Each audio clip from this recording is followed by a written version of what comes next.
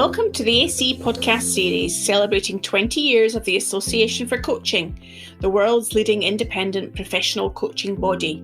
My name is Sue Stockdale, and I'm delighted to bring you a few of our past interviews linked to the AC's flagship publication, Coaching Perspectives, which I formerly hosted as Deputy Editor of the magazine. In January 2020, I interviewed Sharron McPherson, co-founder of the Centre for Disruptive Technologies in South Africa, about how leaders and coaches worldwide can thrive in an age of digital and social disruption.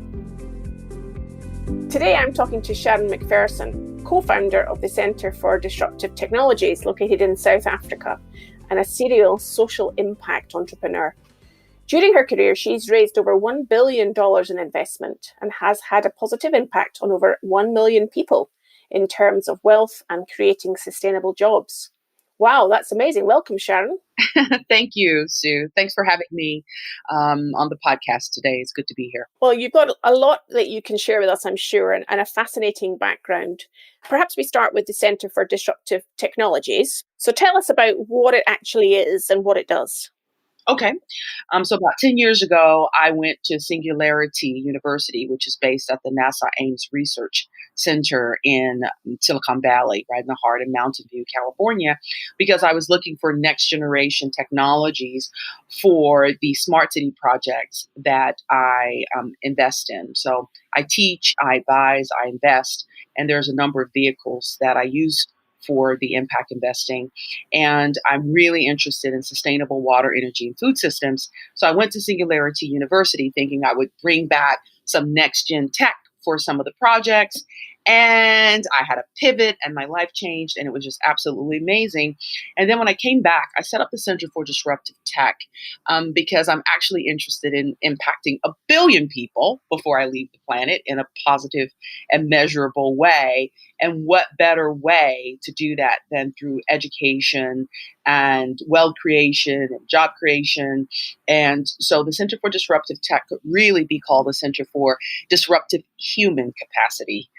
Sue, because that's really what we spend a lot of time helping to prepare people, organizations, businesses, governments for the impact of the fourth industrial revolution, but certainly the technologies that are in part a key factor that's driving 4IR.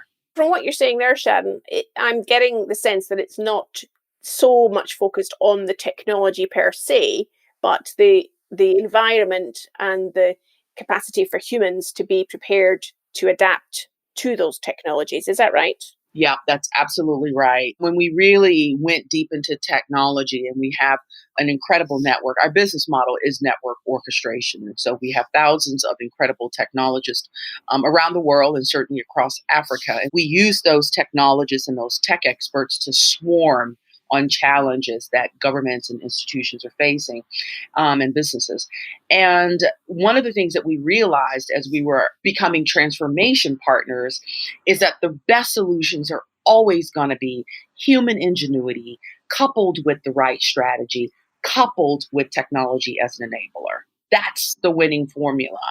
It begins with transformation, and that's very much a personal journey. Institutions and organizations are made of people. And so we really are transformation partners.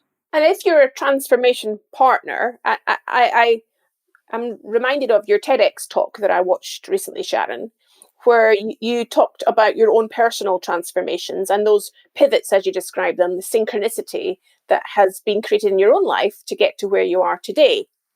And I think it would be useful for the listeners to get a sense of those things so that they can get a better understanding as to how you've come to develop the Centre for Disruptive Technologies. And perhaps more importantly is how the essence of you shows up in that as well. Well, thanks for that question, Sue. I think it's an important one. I have an interesting background. I think people are interesting. I think everybody has an interesting background. So I'm just talking about my own interesting background right now. But I'm sure all the listeners, I truly believe that each one of us we're just incredible. I believe in the indomitability of the human spirit, and I'm really interested in people's stories. And I'll come back to that a little bit later because I think that that's an important part of influence and power is really being interested in people and stories. But just a snippet of my own, I am the youngest of 8. I'm a preacher's daughter in every sense of the word. And I've had a number of breakdowns in my life, some of them very public. I've had massive public failures that really took me right to the bottom. And I felt forced really to evolve in order to survive. And so I'll give you an example. I mean, my background is in banking and law. I came to South Africa many years ago. In the mid '90s. I worked for the Constitutional Court, and then went back into banking and started one of the first women-focused funds. Back then, we were trying to raise about $250 million to invest differently in women in Africa, and we had really raised a lot of capital. I think we're at about $20 million at the time, and the market tanked. So this was back in 2008. I mean, it's a global financial crisis, and capital is running out of South Africa at an extraordinary rate. Well, really out of most emerging market destinations. There was a lot of fanfare, a lot of hype, and it was a really big public failure. I've had a number of those kinds of experiences that have come very close to breaking me as a person. And sometimes I think you have to have a breakdown in order to have a breakthrough. Yeah, that's important learning. Yeah. And so as a result of me being broken, I had to go through a transformation process really in order to try to piece myself back together again. I mean, I've been just about homeless. I've been penniless. I've been in a situation where I didn't know how to pay my daughter's school fees. I didn't know where the next meal was coming from. And I've taken lots of chances. And quite often those things work out. Sometimes they really don't. And that has been really the impetus for my personal transformation journey, has been going from survival to how do I thrive? So it seems to me that you've got a willingness to take risks and to accept that some of them will work and some of them may not. And yet, as a society, we do want to encourage people, and leaders want to encourage their teams to be risk takers very often, because that's where the innovations, that's where the breakthroughs come from. But we don't like necessarily the consequences when those risks don't follow through in the way that we did expected. I'm a former Wall Street banker and attorney, and I really do call myself a technologist and a social impact entrepreneur. What I realized too is that there's a common thread, and I talked about that in the TED talk, where I talked about synchronicity as being really the key to impacting the lives of many, many people. And I do respond to that call to courage. I don't necessarily think that everyone is wired for the kind of risk that I am prone to take, because entrepreneurism is part of me. And so I'm an impact entrepreneur. I care about impact, which is why I care about power, because I really am after being a catalyst for change in terms of the people that I mentor, who are part of my life and who mentor me, but also big change. And I think that when people are interested in impact in different kinds of ways, that also has value. I don't think everyone's called to be a visionary and they're going to go out and take on kind of global grand challenges. I think some people are programmed to look at what is happening in my country. Some people are looking at what's happening in their city. And some people are change makers through how they nurture and develop their own families. So it can be a macro or a micro level. Exactly. And so I definitely believe, though, that if you are a visionary and you're kind of called to big systemic change, that really requires transformation on a personal level as well as organizations. And then you go out and you're a transformation agent in society and you take on big stuff. And sometimes you almost die in the process. Well, let's hope that that's not the impact we're expecting from our conversation today. No, let's hope not. One of the phrases that resonates with you, Sharron, is Oprah Winfrey phrase: power is a capacity to impact with purpose. Some people can make an impact with purpose and get what society thinks perhaps is a negative result. So it's not taking us as an organization or a society forwards in the way that perhaps would be resonating with most people's values. So I guess its power can be used for good or for evil is really what I'm saying here. What's your take on how we focus more on the good than the evil? Thanks for that question, Sue. I do believe it. I do believe that power can be used for both good and evil. I think the heart of your question is based on the concept of shared values. One of the things that I've run up against in my quest for power is, once you have it, how do you wield it for good? And I live in Africa. I've lived in South Africa for almost 25 years now. But I'm a New Yorker. My MO is a New Yorker. I have a Western approach to things. And so if I find myself in North Africa and I'm having a conversation with a group of women business owners who are wearing hijab, my values around how they create influence and how they utilize their own influence can be very, very different than my take as a Western woman. And so I'm always having to kind of engage in metacognition to allow room for me to continue to evolve myself and to realize that I do have a frame of reference, and that is not everyone's frame of reference. So I spend a lot of time investing differently in women, for example. And in some cultures, that's not good. Societies who do not share women's economic empowerment as a value. I'm mindful of that. And so I think I am on a continuous quest to develop better understanding of shared values and certainly continuing to transform personally to try to strike a balance between me doing what it is that I really believe I'm called to do, but always being mindful that other people can have a different sense of what is good and not being prescriptive in that regard. What you're really saying there is about being able to step into the shoes of others and look at the situation from their perspective as well, and not necessarily see that your values readily translate to their ones at that particular time. That's right. So I'm hearing you having this process of transformation and going from one thing to another thing. We were observing you on a daily basis, Sharron. What is it that you're actually doing or thinking, or how is it you're conducting yourself to enable this transformation to occur? I think it starts with an understanding of the process of creating and exercising personal power, but that starts with will and desire. One of the things that happens as we do kind of leadership and development training with executives who are really interested in understanding digital transformation, if people don't want to change, if people are not interested in being better, then there's really nothing that you can do about that. You can't supplant a person's will. So it starts with will and desire. The second step is really increasing awareness. What are the limiting thoughts, behaviors, beliefs, ideas, and assumptions that's creating the status quo, and kind of lowering the high water mark. And a lot of this work we do in what we call hacking culture. It's not something that kind of goes around and says, I'm your culture, I'm your limit. It just is. How do you raise awareness around those things so that you can begin to say, well, this is good, I'm going to keep this, but that's not so good, I'm going to let that go. And then the third thing is choices.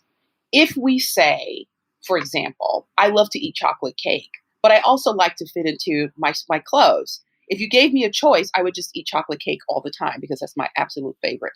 I have to keep making these choices because I have a higher sense of awareness around how do I actually stay fitting into my clothes, which means that, those choices mean I've got to limit my chocolate cake and I occasionally need to go to the gym and do some exercise. And then by making different choices, the fourth thing is I've developed different ways of behaving. And then the fifth is those results. Once we start seeing different results, then we start creating these positive feedback mechanisms. Some of it's based in cognitive behavior therapy. Some of it's based actually in military science. I've been studying a lot of different theories and approaches. And believe it or not, the military is actually really, really good at transformation. And so some of the stuff that we've been experimenting with and using with our own training and advisory business is actually based in military science. So I'm hearing that in order to help people with transformation, it's about how comfortable are they to be on a program of disruption for themselves. So never mind disrupting technologies, just disrupting the way they habitually behave and the way they think. Yep, that's absolutely right. And that's why I started off by saying we could really call ourselves the Center for Disruptive Human Capacity. Because as we've developed a great business that really has produced over 450 case studies in how digital transformation works, really, we have become increasingly aware of the importance of personal power. Institutions and businesses and organizations and governments are made of people. And if people are not willing to be uncomfortable, it's messy, Sue. It takes a lot longer than we anticipate. It doesn't work the same everywhere, every time for everyone. It is very bespoke. But if people don't have the will and the desire to go through that process with high degrees of consistency, which is a really key ingredient, then it's very, very difficult to cycle up. As human beings, we love comfort. We love to stay in our comfort zones. And this kind of work really requires that you be willing to be uncomfortable. The word that's going through my mind as you're speaking, Sharon, is the word conflict. So it's a conflict between the chocolate cake and the dress, or going to the gym, whatever it might be. And I observe in the work I've done in organizations that often, particularly at leadership level, people can use avoidance of conflict as a strategy. So they don't want to have a difficult conversation with their peer. They avoid the stakeholder that may not give them the answer they hope to get from them. I'm imagining then disruption goes hand in hand with conflict. Have you got any views on how people can become more comfortable with, as you call it, the uncomfortable, and I'm describing it perhaps in these terms as conflict? Yeah, listen, I definitely think that conflict is an appropriate term. I mean, I think there are lots of terms, and I think lexicon is important too. And I think that the lexicon around what transformation really means and what power really means within this 21st century is itself evolving. And so we're still developing the language to actually describe what we're experiencing and the processes that we are part of. But when it comes to organizations and leadership, I definitely think there are some takeaways. So, one of the things that we've learned is that no matter how great strategy is that without leadership influence, without leaders who themselves are willing to be uncomfortable and to be okay with a certain level of both internal conflict as well as some friction within the organization, that execution is not possible. So then it kind of gets into a discussion around leadership influence and how do we influence our direct reports, our peers, our bosses, and even how do we as coaches embrace sometimes what really is, uncomfortable conversations and situations as we're moving from kind of one stage of development to another. I guess I'm thinking as you're speaking there, Sharon, is that it's, as a leader and a role model, is helping your people recognize that you can have difficult conversations and you can work through them, and you don't have to agree with everybody, but it's how you conduct yourself in those conversations that will bring the breakthroughs and the disruption. Yeah, absolutely. And kind of hearkening back to my comment earlier about some of what we do is based in military science. I mean, we've spent a lot of time today talking about the volatility, uncertainty, complexity, and ambiguity, which has become just part of life in the 21st century. We spend a lot of time thinking about the VUCA prime response, where there's volatility. Can we develop vision? Where there's uncertainty, how do we develop greater understanding? Because certainty is really not something that we're going to be able to obtain because that linear thinking doesn't really apply in an exponential age. Where there's complexity, how can we have greater clarity? And where there's a great deal of ambiguity, how do we develop agile thinking? And that gets us back into mindset, which is where we spend a lot of time, which is why this personal transformation work is so important because it links directly with strategy and leadership development. You reminded me of what we've been discussing a minute or so ago around language and how the lexicon of words that people use. I'm hearing that part of the process of disruption and ambiguity is not to make those assumptions that what, for example, conflict might mean to one person could mean something completely different to another person, and going in with an open mind to understand first before making assumptions or jumping to conclusions. Yeah, absolutely. You are spot on. It's requiring that we move beyond 20th century theories around leadership and management into a willingness and a capacity to explore how these notions really have served us. I mean, we don't just throw things out. I mean, the way that we have developed and the world that we live in today, there's a lot to be proud of in terms of humanity and society and the world that we have created. So it's not just about chucking things out, but it's really the capacity to say, how is this serving me now? And what is it that I need to do in order to have a mindset change and to embrace a new way of being? Because that is what's going to be required given both the quantum and the rate of change that we're experiencing that's being driven by a host of factors: globalization, climate change, pandemics, population growth. There's a lot happening in our world today, and it's always been happening, but not at this pace and not at this rate of change. That what we're experiencing today is unprecedented in human history. So I'd like to move us on almost from thinking about the individual transformational change that is required to cope with this unprecedented rate of change to thinking about collaboration. We haven't spoken about that word yet, Sharron, in detail. I'm wondering what collaboration means for you. We believe that collaboration means coming together and exchanging information and ideas in ways that validate other people's ideas, in ways that are based on openness, that translate into really the whole being much greater than the sum of its parts. So if I was to be flown in and sitting in one of the conversations that some of your people may engage in to come up with some new ideas, and I was watching them work together, I'm wondering if you could give us an idea of how they're behaving. What are they doing when they're kicking around ideas, discussing what's possible? I can get a very clear sense, and I'm sure our listeners can, of thinking up an idea and working on one's own to progress it. When you bring diversity into the mix and people are coming from very different backgrounds, often I find people are reluctant to subsume their own needs for the greater needs of the group. Yeah.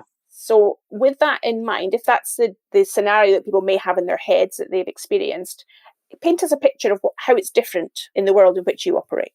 Well, I mean, when we take boards or top level management through a process of understanding, let's put it within the context of digital transformation, because it's certainly top of mind for many folks today. But quite often, day one is not what you would expect from the Center for Disruptive Tech. We spend a lot of time really taking people through an understanding of who you are already. Because if you want to go from A to Z, you first need to understand I'm at A. Yeah. Right? We don't go around thinking about who you are. So one of the first exercises that we engage in is kind of unpacking who you are. But people think that, and so we say, okay, for 21 days, here's your homework. When you go out into the world and someone says, who are you? When someone asks you that question, you are not allowed to give your name or your job title or your qualifications or where you're from or that you're a parent, etc. So it's causing people to really have a higher level of awareness of all the ways in which they think of themselves. And that's important, Sue, because who you are is going to determine how you lead. And what you really care about is going to eventually determine what you lead.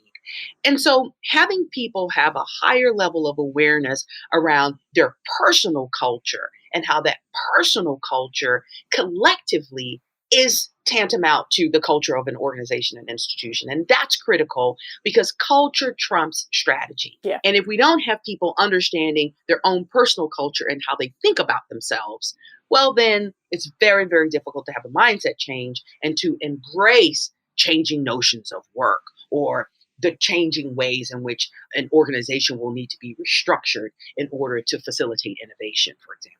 So there they are. They get a greater sense of who they are, and they've got a new way of describing themselves when they're out there in the world.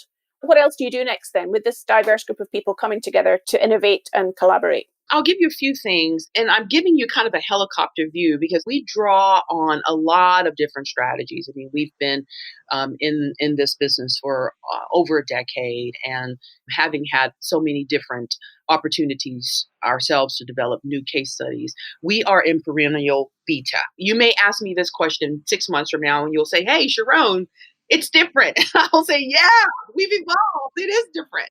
So one of the things that we do first is, once we kind of have conversations and have people do really fun, cool things that help them to develop higher levels of awareness about who they really are and how they think of themselves, we engage in design sprints and all kinds of design thinking approaches. But a lot of the tools center around some of the steps that I'm talking about now. And really the first is helping people to understand this is all within the context, again, of digital transformation and starting with personal power and personal transformation, helping people to understand how do we connect with people emotionally. Because if we can help people to lower the high water mark and to themselves become influencers, then the way that organizations transform is that people act like yeast. And within that organization, you have transformation agents. And part of what we're hoping to do from these sessions is to really identify and help leaders within the organizations to identify and to connect with transformation agents. So helping people to understand their own influence, helping them to understand how do you connect with people emotionally, how do you develop higher levels of emotional curiosity, making other people feel important, being mindful of things like your own body language. We know that communication is 55% nonverbal. How do we raise awareness around your own body language? How do you create your own story toolbox? Our brains are hardwired for stories. These are all kinds of ways that we really work with folks to help them to develop greater personal influence so that they can become transformation agents, embracing their vulnerability. The last thing I'll mention is we spend a lot of time with leadership helping them to not only to become more vulnerable, but Brene Brown, who is the person who did the TED Talk, she's got about 50 million views on the power of vulnerability. Her Netflix Call to Courage is great. I would really encourage listeners to check it out. But we really spend some time on that as a prelude to having leaders learn how to ask for help. That's huge. And there we create that Ben Franklin effect because if you ask people for help, people are more likely to actually listen to you and you become more influential the more people help you. And that is counterintuitive. But those are just some of the learning outcomes. And then, we've got a special secret sauce and all kinds of cool things that we do around these various interventions. But for us, it really starts with having fun and having people connect with their own need and desire for personal influence and how they become transformation agents. It's fantastic to hear that your examples there, Sharron, that can really illustrate to our listeners the elements that can make a difference. My thoughts then go to this idea of measurement. If you're undertaking all these activities, how do you measure the impact of the results that people are gaining? Well, that's also just an excellent question too. Impact is really important. We do not believe that everything that counts can be measured, but we do believe that there is an imperative to measure what you can. And I think that that's important because so much of transformation is not measurable. So imagine if you cut open a pupae and tried to measure the rate of change between that caterpillar that's gone into the pupae and what's going to come out, which could be a monarch butterfly. If you cut that pupae open and tried to measure what was going on, it would look like a big glob of goo. It's messy. It's disgusting. And that is in part what we're having to prepare people for because again, we like comfort, we like predictability, we like to use historical ways of measuring things to try to measure things in an exponential age. And even our measurement tools are having to evolve. That said, one of the things that we do that's very concrete is we help businesses to revamp their KPIs. If you go into an organization in any industrial sector, what you're going to find are KPIs, key performance indicators from another century. Yes. Imagine we are using KPIs from another century to try to incentivize people to transform, to upskill, to reskill, to unlearn, to relearn in the networked age. And it just doesn't work. So one of the things we do is we help businesses to reimagine KPIs and to develop processes for developing those KPIs, which are fun and interactive and where people actually have input, right? The people who are being measured have input. They have a say. And what we're finding is you have much higher levels of buy-in, much higher levels of awareness around like, how am I actually being measured?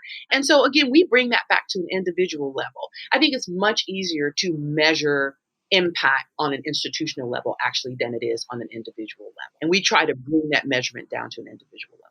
The sense is also, I'm listening to what you're saying there about measurement, is about broadening the measurement. So not just financial results, but almost the measurement of change as a human being, what impact that has. I'm imagining people's health, their relationships with others and so on can actually have a huge societal benefit, but we don't necessarily even measure it if we're taking people on that transformational journey. That's right. One of my favorite global leaders is the head of Bhutan, who was formerly a surgeon himself. And he measures happiness in his country. And that's very forward thinking, very difficult, I believe, to measure. But I think that GDP as a measurement of development is fundamentally broken. I think if you go back historically and you look at a gentleman who created GDP as a proxy for growth and development, he himself said, listen, do not use this. It's a means to an end, but don't use this as a proxy for how well off people are. Because we could cut down all the trees on planet Earth and put them through a sawmill and we would all die and GDP would spike. And that's important because this notion of growth ad infinitum has filtered down to the company level. It's become kind of an individual quest as well. And given the constraints that we're feeling because our planet is heating up, because of population growth, because of water scarcity in many parts of the world, because of food and energy security concerns in many parts of the world, we're starting to really kind of ask ourselves, are we using the wrong measurement tools? And what should we actually be measuring? And so what you're going to see is increasingly companies and individuals are going to be evolving and embracing the notion of well-being more and more. A well-being economy. So we're going to see a new economic paradigm, which is already emerging, and you're going to continue to see that emergence. And then you're going to see companies being more mindful of well-being and understanding the connectedness between actually well-being and productivity, for example. There are lots of changes, and there are going to continue to be lots of changes, and we're going to continue to see transformation being a key focus of both companies and individuals. Wise words there, Sharron. And speaking to you today has been very inspiring to hear your views on things. Finally, if our listeners want to find out more about what you do and how they'd like to be in touch with you, what's the best way they can get in touch with you or locate you on the internet? If you want to connect with me, LinkedIn is probably the best way. Brilliant. Thank you so much for your time today, Sharron. And it's been great to speak to you. Thanks, Sue. Thanks for having me. Thanks for listening to another podcast by the Association for Coaching. I've been Sue Stockdale, your host. And for 20 years, the AC's purpose has been to inspire and champion coaching excellence, advance the coaching profession and make a sustainable difference to individuals, organisations and society. To find out more about the AC and our member benefits, follow us on LinkedIn or explore our webpage at associationforcoaching.com. On there, you can keep up to date with our latest podcast episodes, enjoy the wealth of digital learning offerings, and gain insights from our Coaching Perspectives magazine.